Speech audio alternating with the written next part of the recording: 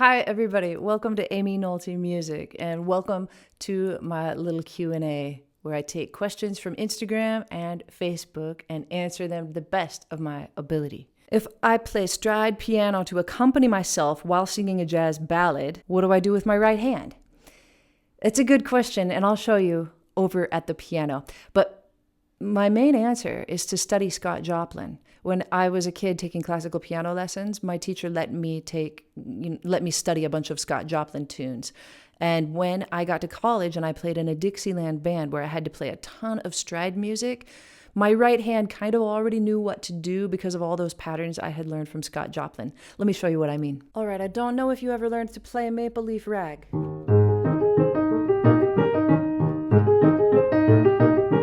But this kind of thing,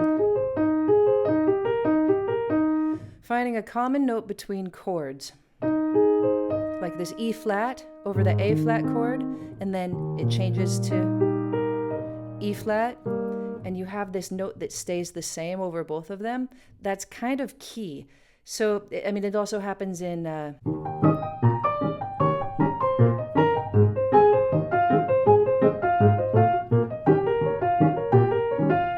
so it happens in this section as well. And so we have like E flat 7. We play this melody. Now we're on A flat, and we're going back and forth to the 6. And then we're on E flat 7, and we're going back and forth between 3 and 2. And then back between 1 and 6. So this helps me. It's like setting an anchor for your hand, and then you can change in the middle if you need to, or you can change notes like this. But when I'm playing something, it's not the pale moon that excites me. There's my anchor. I play C minor, go to F7.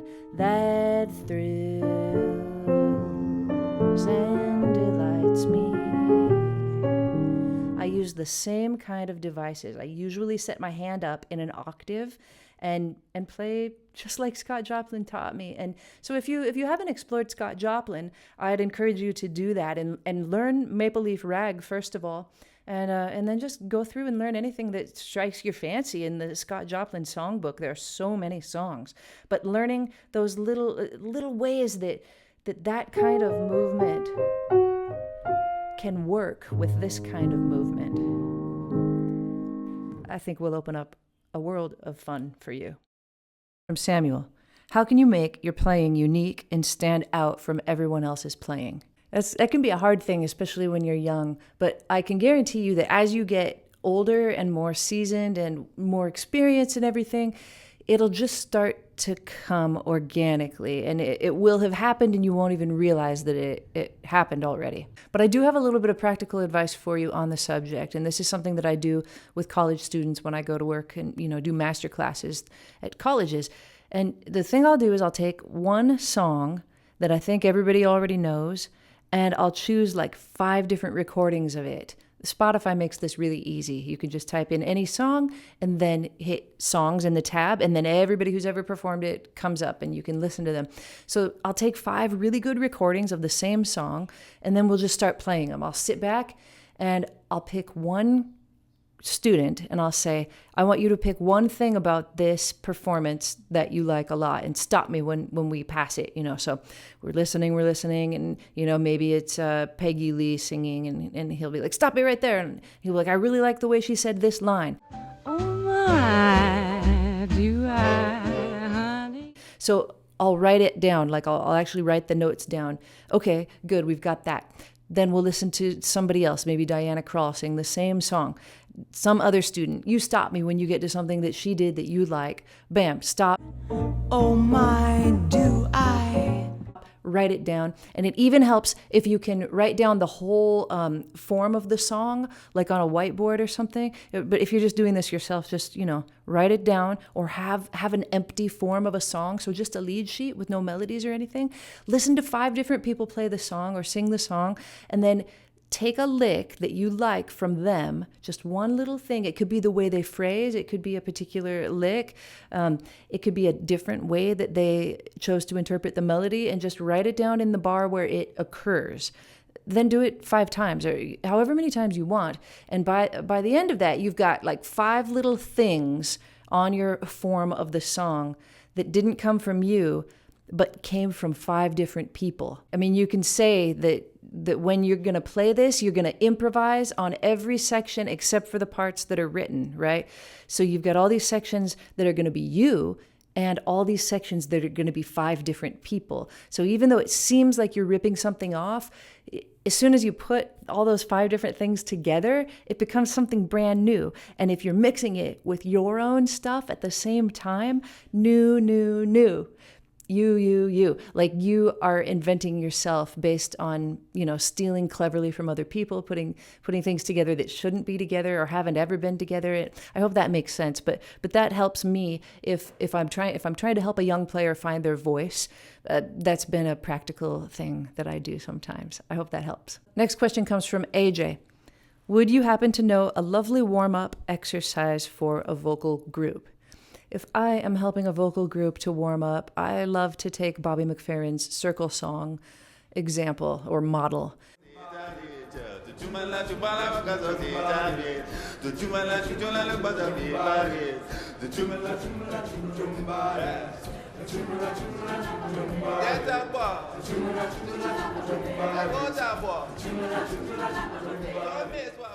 You can look up circle songs on YouTube and see many examples. Roger Treese is a great pioneer of Bobby McFerrin's.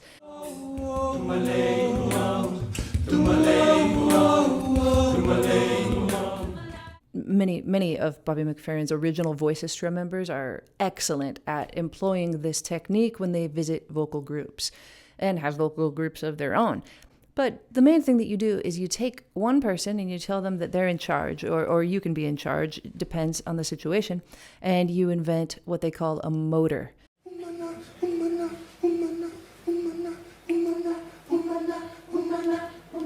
Could just be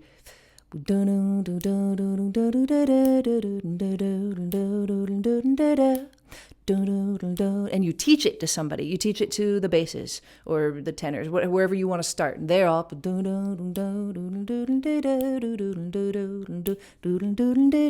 and they just repeat it and repeat it and repeat it, and it's the motor. Then you move on to the tenors and you have them go ooh, right over the top of that motor. Then you move to the altos. Ooh. You move to the sopranos, ooh, ooh, ooh, ooh. And you try to create these different parts. And then you can let different people improvise over this thing that you've just built.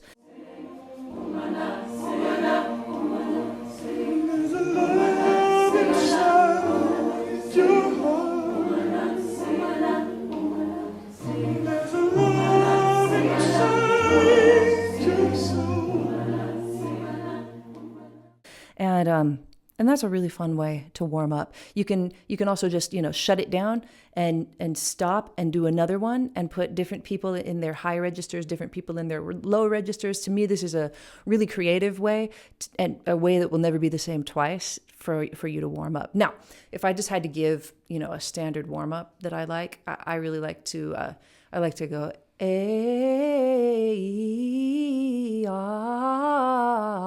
and then take it up chromatically about as high as I can go, and then take it down chromatically all the way about as low as I can go, and then up all the way again and down all the way again. And by the time I'm done with that, I feel warm. I do it before every time I have to perform, basically. The next question comes from Ed Mendoza. What is the very best way to make friends who are other musicians? The best way is probably to go to school for music. That's how I made the most friends that were musicians. When I was growing up, I didn't have a lot of musician friends, but as soon as I went to college, I was thrown in the mix with all of these other other students that were there for the same reasons as me. So that was the best way I made friends. But I did move to other cities.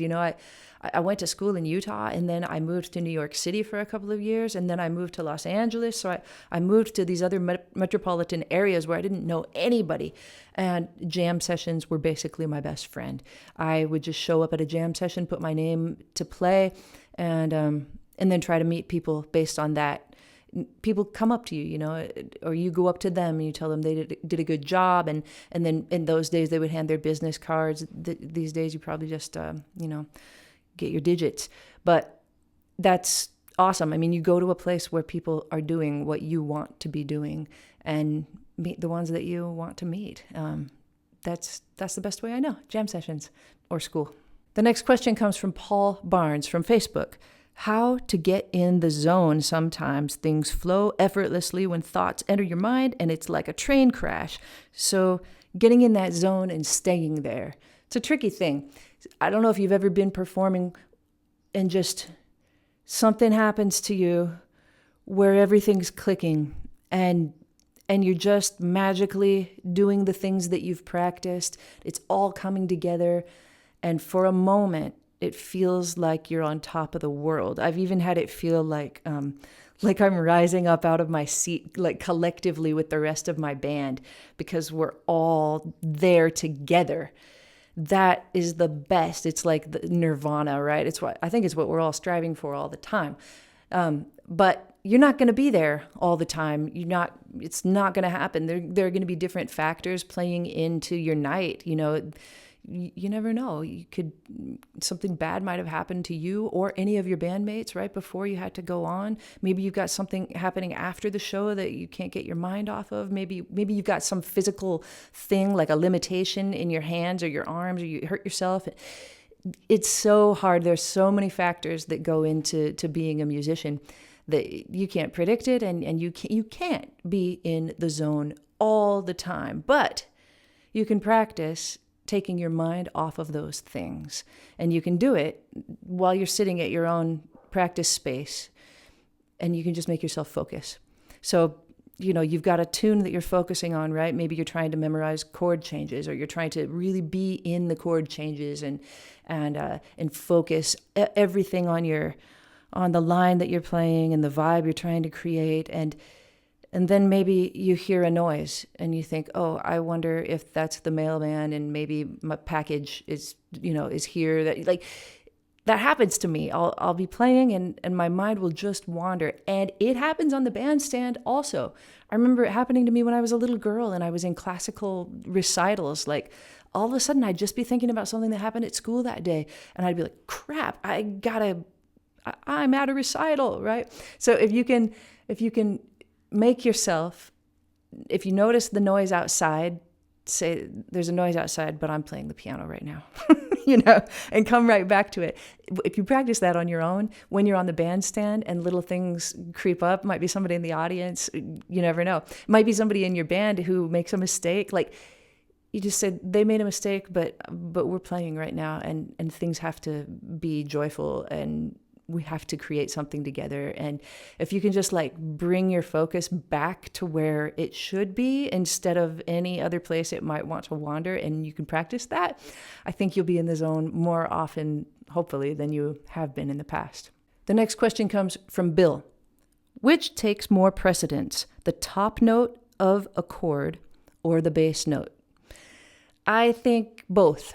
I think they both are important in different ways. But I usually tell people when they're building chords, when they're thinking about how to play voicings, that the bottom note is the first one they need to think about. And I almost always, I would say probably 90% of the time, put either the third or the 7 on the bottom. I have videos about this. If you type my name into YouTube with the word comping, you'll see it all. And you'll see jazz piano where to start, and it's with thirds and 7s only.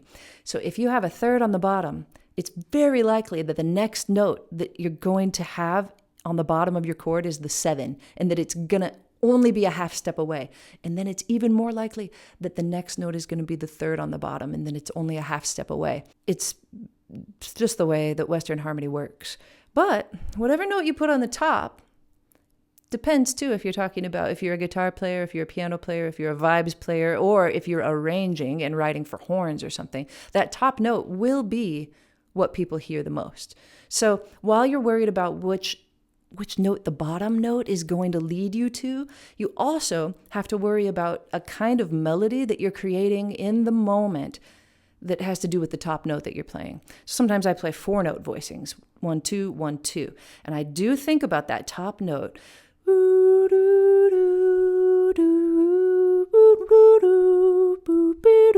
You know, and I think about making just a little melody with my chords that, you know, complements whatever else is going on. So they're both important. And of course, the middle notes, you wouldn't have a chord if it wasn't for a middle note. You got to think about all of them, but they're important in their own ways. I hope that answers your question. Are you married? Alejandro, it's really strange that you asked me that question on this day because it's my anniversary this weekend. Been married 26 years to the love of my life, my favorite person. Yes, I'm very married. Next question comes from N. Dykman. So, what are some key things you look for in a drummer as a singer and a piano player? I used to be of the mindset that I wanted to be like Nat King Cole and play without a drummer.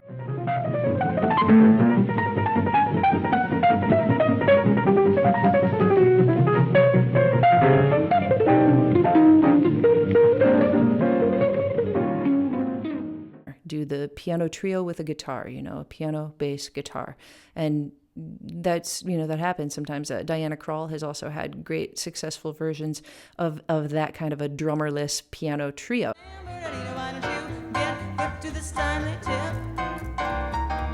When you take the California trip. Oscar Peterson as well.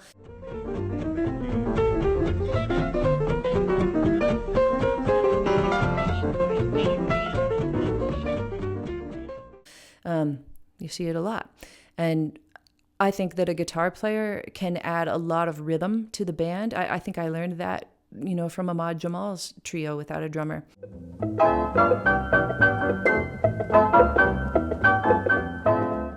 Sometimes I would feel like a drummer would get in my way or try to be too creative. But I think I was younger when that happened to me, and I was playing with a lot of student drummers or people right out of college, and they hadn't really found the way to support pianist vocalist yet.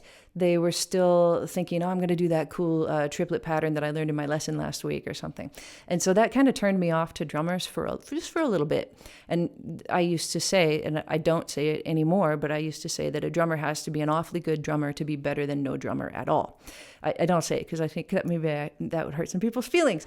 But I needed something new, and I felt like I was ready to start playing with drummers again. So at some point, I added a drummer back into the mix in my trios and quartets. And I love it. I mean, I also still love to play with just the guitar and bass, but I absolutely love to play with a drummer who is a little more mature, a little more sensitive to what's going on, and who has kind of gotten over themselves, you know, like they're not thinking so much anymore about, I could superimpose this 3 against 4 right here or something, right? Like all they're doing is paying attention to what's going on around them in the music and responding in real time in a way that not only supports, but can drive things forward and can also, you know, make decisions. I play with a great drummer right now, Alex Smith, sometimes, and sometimes I'll come up with a cool little, I think it's cool, little melody at the end of a song, you know, just to da da boo da da da da da boo da da da da da, and you know, most drummers might just, you know, like a really cool feeling, 12/8 kind of thing. But maybe Alex will start playing triplets over what I'm doing and be like da da boo da da da da da boo da da da da da. And it's a challenge for me to keep what I'm doing, and he's got what he's doing, and before I know it, we've done like a metric meter switch, and we're all in a brand new tempo based on those triplets that he was playing. And sometimes a drummer can give you ideas that you never would have had yourself. And so I look for people like that, people that are sensitive, people that listen, and people that challenge me. Next question comes from Saint Fox. Is there any coffee that Adam Neely won't drink? No.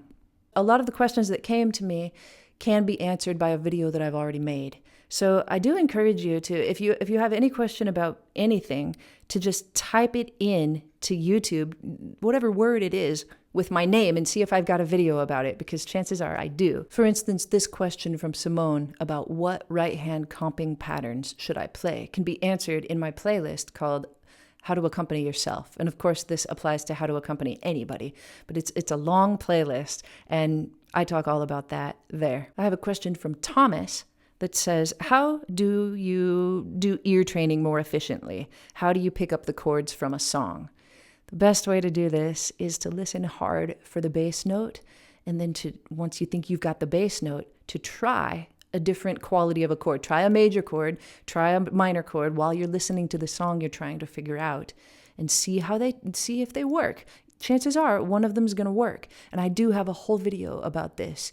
It's actually my most successful video. It's an old one, but it's all about how to figure out chords just from listening. So check that one out. I think it'll be helpful. Marcos asks, comping piano plus voice only, bossa nova in improvisation. What do you do with your left hand, bass or block chords? I actually have a video about this as well. It's about bossa nova, rhythms and feel, and how to pull that off when you're alone at your piano. Look up my name in bossa nova and it will come up. I also briefly touch on this in a video I made last month with my friend Jens Larsen. All right, everybody, thanks so much for being here with me today and for sending questions and listening to my attempts at answers. I'll see you next time on Amy Nolte Music.